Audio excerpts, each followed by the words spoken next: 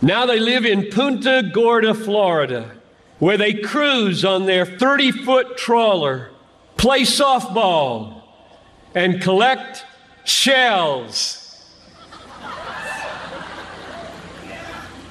That's a tragedy. Oh my, that is a classic clip from an unforgettable sermon preached 18 years ago today on May 20th, 2000 in Memphis, Tennessee. Pastor John, I know you'll never forget that moment. You were preaching outside to about 40,000 college students at the Fourth Passion Conference, which was then called One Day. It became, of course, one of your most influential sermons. There you introduced us to the world of Bob and Penny and their seashell collection. And then you pleaded with the students, don't waste your life. And that plea, of course, would become the title of your book, released in 2003, which has since become a best-selling book that has now sold over 650,000 copies and has really become a staple graduation gift handed out to thousands of high school and college graduates. Reflecting back 18 years to that message in Memphis, what do you remember from One Day 2000? Did the message seem particularly different to you? What was your experience of it? What has surprised you about the message now, looking back on it?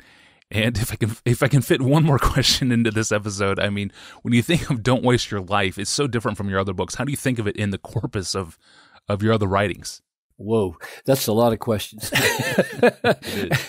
As I've been thinking about these questions, here's what has come to my mind, and so I'll address some of them, maybe not all of them. I've been thinking about some ironies of the book and that day, and so let me talk about several of these ironies that might get at some of what you're asking. Number one, I think this is the only book where Bob Dylan figures in in a pretty early, significant way. And my point back in 2003 was that his song, The Answer My Friend is Blowing in the Wind, really did say the answer. It didn't say an answer. It didn't say lots of answers. It didn't say possible answers. It said the answer. The answer is blowing in the wind. Now, today, 50 years later, how ironic is it that the help that John Piper got from believing that there was the answer blowing in the wind that I desperately wanted to find for the meaning of my life so that I wouldn't waste my life. I wanted the answer, not 5 possible answers or not dreamy answers. I wanted the real answer. How ironic is it that 50 years later, Bob Dylan wins the Nobel Prize for Literature in 2016 and says in his acceptance speech, which I listened to and read twice to make sure I heard it, sadly, was, so what does it all mean? Looking back over the corpus of his works, what does it all mean? And then he answered like this,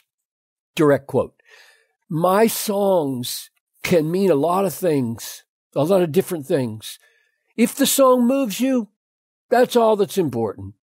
I don't have to know what all this means, and I'm not going to worry about it, what it all means. My heart absolutely sank. That's exactly the opposite of what I wrote my book about. It doesn't matter what it all means. You can just let your life mean anything. 1,000 ways to waste your life.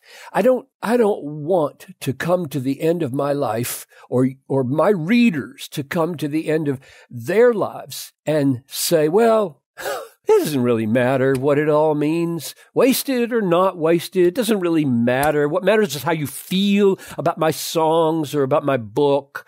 What a tragic thing for a 76-year-old human being to say, getting ready to meet the living God. I wrote Don't Waste Your Life to take people in exactly the opposite direction. How not to come to the end of your life and say like that old man did sitting on the front pew in my father's evangelistic crusade after he had pled with him to receive Christ, put his face in his hands and said as an old man, I've wasted it. I've wasted it. I can remember my dad telling that story over and over, and everything in me as a kid said, I don't want that to happen to me. I do not want that to happen to me. Now, here's another irony.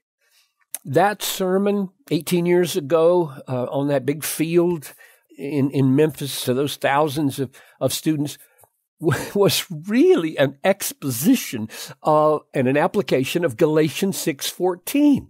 And the irony is that hardly anybody knows that.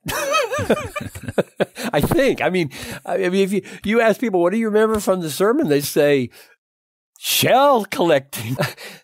And what struck people was the certain illustrations that I used, and I'm not sure how many people who were deeply moved by this sermon could remember that this was an exposition of these words. Far be it from me to boast except in the cross of our Lord Jesus Christ, by which the world has been crucified to me and I to the world. And I remember leading up to this sermon thinking, I just want to know what that means. So I can tell these students what that means, because Paul is saying, don't boast in anything except the cross. And I thought, are you kidding me? I mean, Paul himself boasts in other things besides the cross, doesn't he? He boasts in his converts. He boasts in sufferings. That word boast or exult, he uses all over the place for other things beside the cross, it seems. And so I worked and worked and worked to try to figure out what does he mean? And here's what I argued, which is what nobody remembers, it seems like. I argued, as hell-bound, God-belittling sinners, none of us deserves one good thing from God. Not one. Not 1 millisecond of good health or anything else. And because of the cross covering our sin and securing God's everlasting favor for us as sinners, every single good thing that comes into our life as part of the blessings we will enjoy forever in God's favor was purchased by the cross. And every painful thing that comes into our life that God turns for good was purchased by the cross. And therefore the cross is the foundation and the central glory of grace at every moment of our lives. That's my answer to the meaning of Galatians 6:14. And here's my suspicion about this irony that the main point of the sermon is swallowed up by the illustrations. I think that in God's way of working through preaching solid, biblically faithful, carefully argued, clearly explained expositions of rich textual meaning, is that this exposition becomes the soil, the preaching soil, in which illustrations become credible and powerful in a lasting and substantial way. So it would be wrong. I'm trying to comfort myself now. It would be wrong to say in my low moments that because the stories in the sermon were remembered and the exegesis wasn't, therefore the exegesis was peripheral. I think that is profoundly wrong, mistaken, because I think if a pastor gives himself, after looking at this sermon and thinking, oh, it's the stories that are remembered, he gives himself week in and week out to story, and begins to marginalize and minimize exposition, those stories will lose their credibility. They will lose their power. So there's my answer to that apparent irony of that message. Here's another irony. One more. I preached that sermon in Memphis to 30,000, 40,000? I don't know how many were there. 18 to 25-year-olds. It was very difficult, frankly. The wind was blowing my notes off. I was preaching as a one-arm paper hanger, and I was bothered by how many people were milling around, going to the bathroom, and it was very distracting.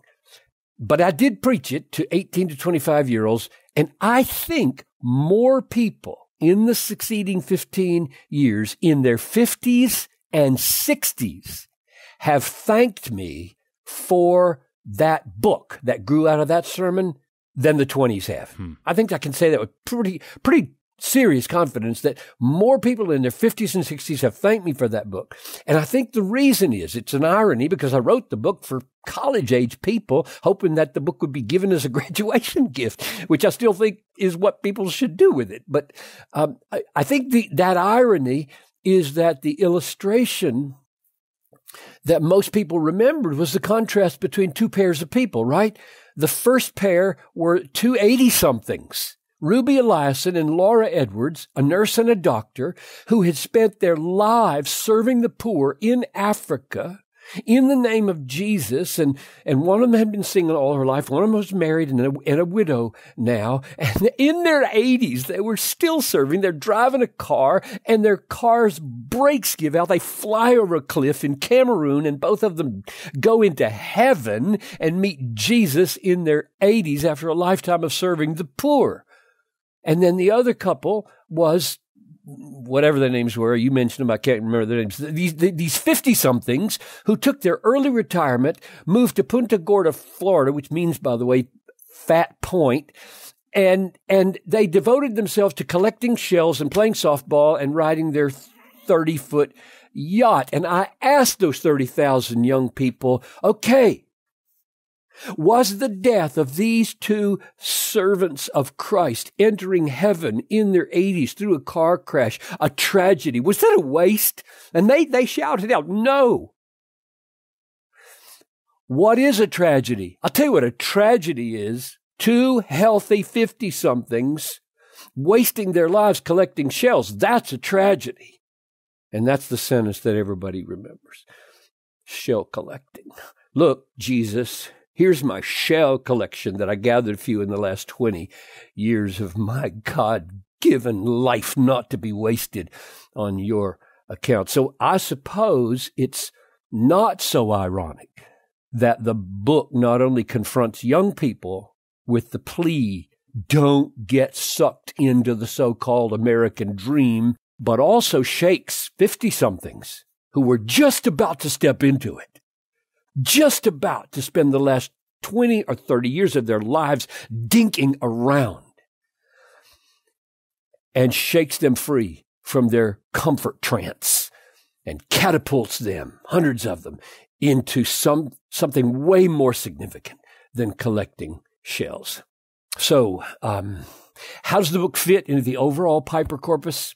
I suppose one way to say it would be that virtually everything I write aims to help people not waste their lives. But this book, more than any other, cuts to the chase, puts the finger on the chest, and says, don't do that.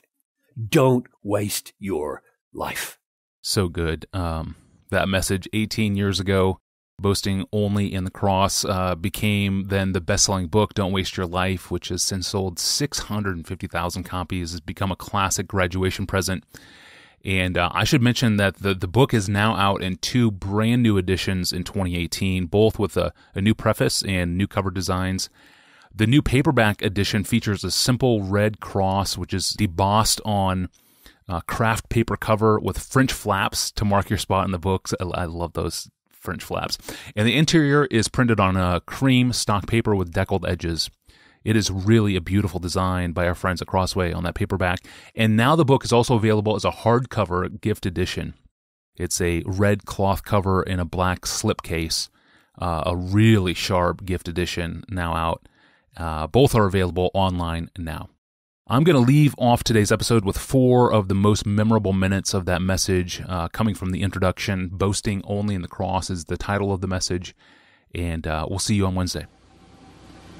Ruby Eliason, over 80, single all her life, a nurse, poured her life out for one thing, to make Jesus Christ known among the sick and the poor in the hardest and most unreached places. Laura Edwards, a medical doctor in the Twin Cities, and then in retirement, partnering up with Ruby, also pushing 80, and going from village to village in Cameroon.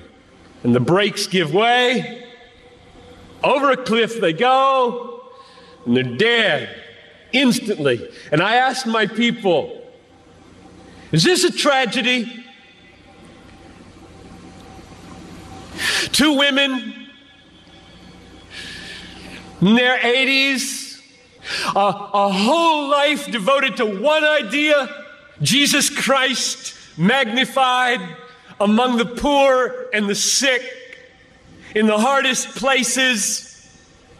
And 20 years after most of their American counterparts had begun to throw their lives away on trivialities in Florida and New Mexico, fly into eternity with a death in a moment. Is this a tragedy, I asked? It is not a tragedy. I'll read you what a tragedy is. I've got a little article here from Reader's Digest. You don't read Reader's Digest, I know that. But there is a generation who does. This is a tragedy. Title of the article, Start Now, Retire Early, February 1998. Bob and Penny took early retirement from their jobs in the Northeast 5 years ago when he was 59 and she was 51. Now they live in Punta Gorda, Florida, where they cruise on their 30-foot trawler, play softball, and collect shells. That's a tragedy. That's a tragedy. And there are people in this country that are spending billions of dollars to get you to buy it. And I get 40 minutes to plead with you, don't buy it. With all my heart, I plead with you, don't buy that dream. The American dream. A nice house, a nice car, a nice job, a nice family, a nice retirement, collecting shells. As the last chapter, before you stand before the Creator of the universe to give an account with what you did. Here it is, Lord, my shell collection. Look, Lord, my shell collection. And I've got a good swing. And look at my boat. God, look at my boat, God. Well, not for Ruby and not for Laura. Don't waste your life. Don't waste it.